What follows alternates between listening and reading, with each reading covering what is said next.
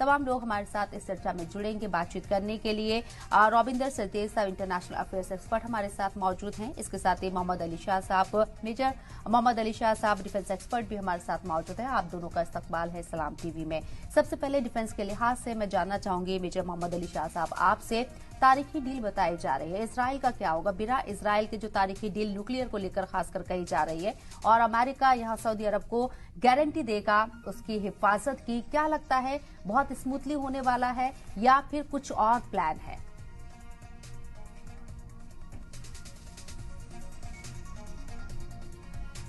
Unmute ये आज तक इतिहास में ऐसी डील भी नहीं।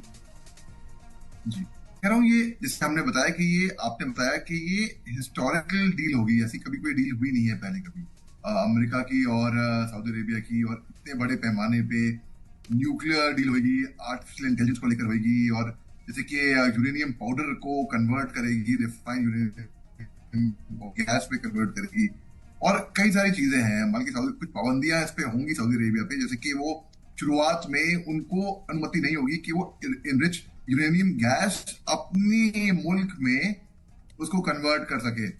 लेकिन आप जैसे कि बताया कि बिना इजराइल के ये मुमकिन नहीं होगा। इजराइल, और अगर अभी सऊदी अरेबिया इस डील के अंदर आता है, और पिछले हफ्ते एंथनी ब्लिंकन साहब और प्रिंस मोहम्मद बिन सलमान ने की मुलाकात भी हुई थी, और एंथनी ब्लिंकन साहब आए भी थे। काफी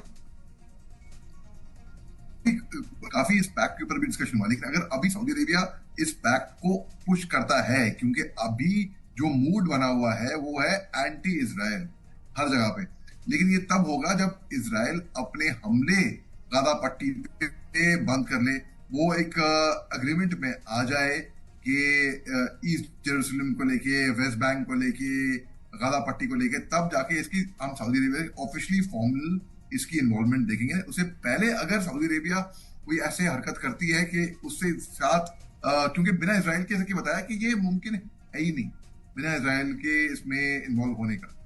तो अब क्योंकि मूड एंटी इजराइल बना हुआ है, और अगर सऊदी अरेबिया इसके अंदर आता है तो ऑलरेडी ओआईसी जो है उनमें एकता तो है नहीं, सब अपना अपना फायदा देख रहे हैं।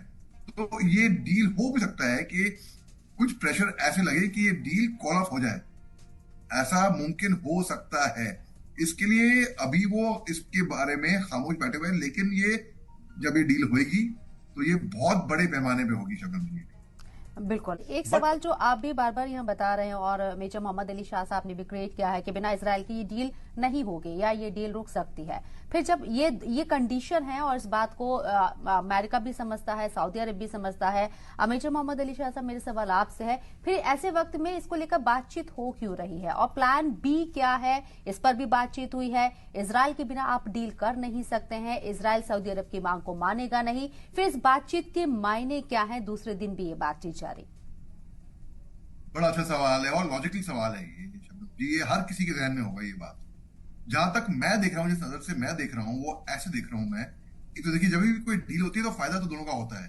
पहली बात तो वो उसको साइड अगर रख के अगर हमको देखा जाए तो सऊदी अरेबिया कमिटेड रहा है अभी भी कि जो 2002 की जो पीस प्लान था, जहां पे उन्होंने कॉल किया था और नॉर्मलाइजेशन के लिए, वहां पे in exchange for Palestinian state के लिए और इजरायली विड्रॉल के भी टेरिटरी जो ऑक्यूपाइड 1967 में, जब 6 दिन का जो चला था 1967 में, तो जब इसराइल ने कुछ एरिया वहां पे अपने कब्जे में ले लिया था, तो सऊदी अरेबिया अभी भी कमिटेड है कि वो कहते हैं टू स्टेट थ्योरी के लिए कि भाई इनका हिस्सा अपने सबको जायज मिले। लेकिन एक तरीके से अगर देखा जाए तो एक नजर से ऐसे भी हो सकता है कि हो सकता है कि वो एक तरीके से वो, अगर मैं सिंपल टर्म में बताऊं तो गाजर, कि भाई वो इसराइल को बोल रहा है ठीक है देखो भैया हम पैसे वाले हैं, और अगर आपने ये कर दिया तो हम आपके साथ, ये हम तो एक अमेरिका से ये डील होगी, इसमें फायदा आपका भी होएगा, बिना आपके तो ये हो नहीं पाएगा एक तरीके से। तो तो इसको एक तरीके से मैं वो वैसे उस नजरिए से अगर मैं देखा जाऊं तो वैसे देख रहा हूं मैं। अब 2022 में रियाद जो सऊदी अरेबिया है और चीन है, उन्हें एक $4 बिलियन की एक डील कंक्लूड की थी, जिसमें परचेज ऑफ ड्रोन आए थे, बैलिस्टिक मिसाइल आए थे, एंटी ड्रोन लेजर डिफेंसेस आए थे। तो ऑलरेडी ये 2022 में, मतलब यानी कि आप ये 2024 हो गई, इससे पिछले साल में ऑलरेडी कर चुका है। तो ये एक तरीके से दिखा भी रहा है इसराइल को कि ठीक है भैया, आप जब ये हमले बंद कर देंगे, आप ये शर्तें मान लेंगे, जो कि रविंद्र सचदेव साहब ने बिल्कुल सही फरमाया कि लगता नहीं कि नेतन्याहू तो बिल्कुल एडमेंट है कि नहीं, वो मानने को तैयार ही नहीं है फिलिस्तीन के स्टेट को। वो कब से वो रिएक्ट करते आए हैं। तो एक तरीके से भाई ये ट्राई करके देख लेते हैं अगर ऐसा हो, और अगर 1% चांस अगर उनको लग रहा है अगर ऐसा हो गया तो ये बहुत बड़ी हिस्टोरिक डील हो सकती है। लेकिन जब अगर नेतन्याहू ही नहीं मानेंगे तो बिल्कुल, तो ये डील बिल्कुल फ्लैट गिरेगी है शबनम जी। इसको मैं एक तरीके से एज अ कैरेट भी देख रहा हूँ, मैं बेट।